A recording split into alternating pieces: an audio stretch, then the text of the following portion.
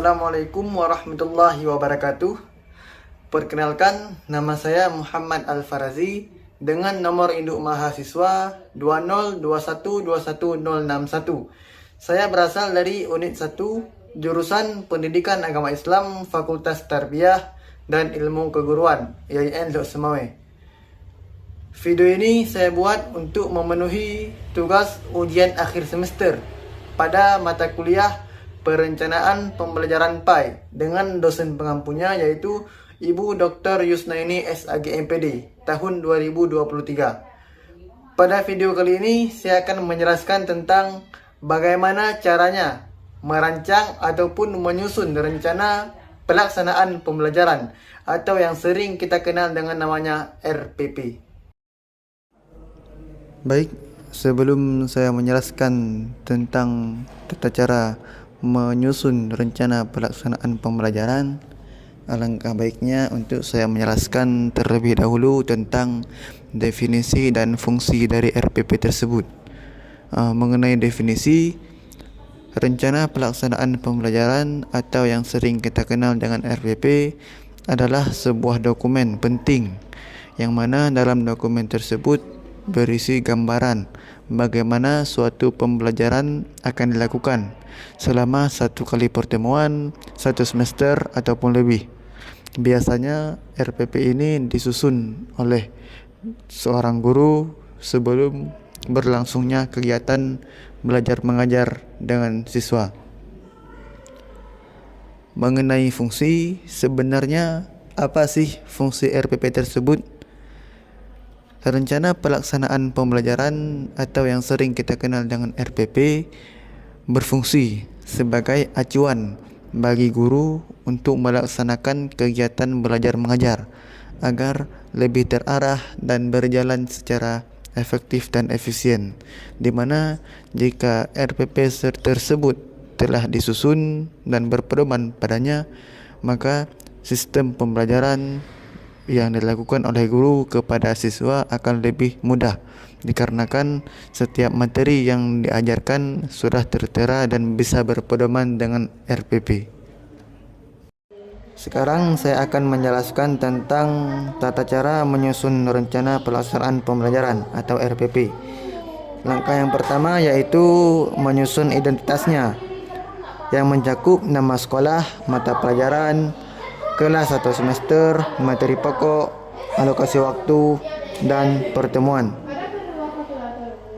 Kemudian langkah selanjutnya yaitu kompetensi inti atau KI.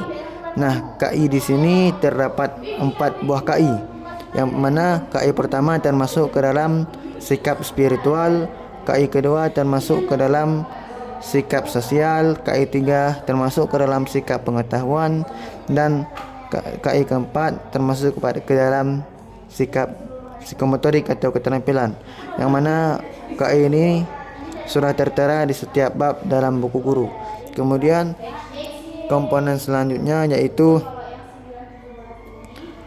kompetensi dasar. Nah, kompetensi dasar yang saya ambil di sini yaitu KD 1.6, 2.6 dan 3.6. Akan tetapi KD 1.6 dan 2.6 digabungkan kepada KD 3.6 di ketika mengajar dalam kelas, karena 1.6 itu adalah spiritual dan kedua 2.6 adalah sosial. Nah, di mana seorang guru tidak bisa melihat dan memahami, hanya memahami materi oleh siswa, hanya dipahami materi oleh siswa.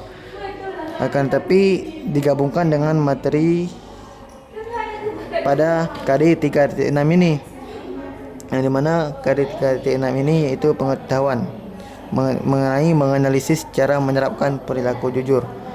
Kemudian langkah selanjutnya yaitu indikator pencapaian kompetensi. Nah, indikator ini yaitu pecahan dari KD tersebut, dari KD 1.6, 2.6 dan 3.6, di mana penyusunan indikator ini berlangsung dengan menggunakan kata kerja operasional atau KKO, di mana menggunakan C1 sampai dengan C4. jika menggunakan ataupun jika kelas yang dituju kecerdasannya rata-rata, akan tetapi menggunakan sampai dengan C6 jika kecerdasan siswanya unggul dan di atas rata-rata. Kemudian tujuan pembelajarannya mencakup apa yang sesuai dengan indikatornya. Tujuan yang kita buat harus sesuai dengan indikator pencapaian kompetensi atau IPK-nya. Kemudian langkah selanjutnya yaitu materi pembelajaran. Nah, materi pembelajaran ini tergantung kita mengambil materi apa yang terdapat dalam buku guru tersebut. Karena materi pembelajaran ini ada yang berbeda-beda. Dengan itulah kita mengambil materi dalam RPP sesuai dengan materi pada pertemuan yang sedang berlangsung. Dan kemudian metode pembelajaran. Nah, pada materi ini metode yang cocok saya ambil yaitu metode ceramah, metode diskusi, dan metode demonstrasi serta tanya jawab. Dan modelnya yaitu discovery, karena materi yang saya ambil lebih efektif menggunakan model discovery. Begitupun dengan materi lainnya, tidak mungkin ataupun tidak mesti dengan model ini. Akan tetapi ada juga materi yang lebih efektif menggunakan model lainnya. Kemudian mengenai media, kita jelaskan media apa yang digunakan, seperti lembar kerja, laptop, infocus, dan lain sebagainya. Seperti alatnya yaitu spidol. Mengenai sumber belajar, selama melakukan pembelajaran dari mana saja sumber belajar yang kita dapatkan, baik itu dari buku guru atau buku siswa, buku referensi, buku hadis, dan perpustakaan dan lain sebagainya. Nah, kemudian di langkah-langkah pembelajarannya pada kegiatan pendahuluan, yaitu kegiatan yang dilakukan guru sebelum melakukan pembelajaran. Yang pertama yaitu guru harus melakukan orientasi, persepsi, motivasi, dan pemberian acuan kepada siswa. Nah, selanjutnya kegiatan inti. Kegiatan inti ini termasuk dalam kegiatan pembelajaran dan selama pembelajaran berlangsung yang diajarkan oleh guru. Nah, jadi langkah-langkah pembelajaran ini dikarenakan saya mengambil discovery, berarti langkah-langkahnya terdiri dari stimulation atau pemberian rangsangan, problem statement atau pernyataan identifikasi masalah, data collection atau pengumpulan informasi, data processing ataupun pengolahan data, verification, pembuktian, dan generalization ataupun menarik kesimpulan. Nah, poin-poin tersebut yang harus dijelaskan guru selama mengajar jika mengambil materi ataupun model discovery dan materi yang cocok dengan model discovery tersebut.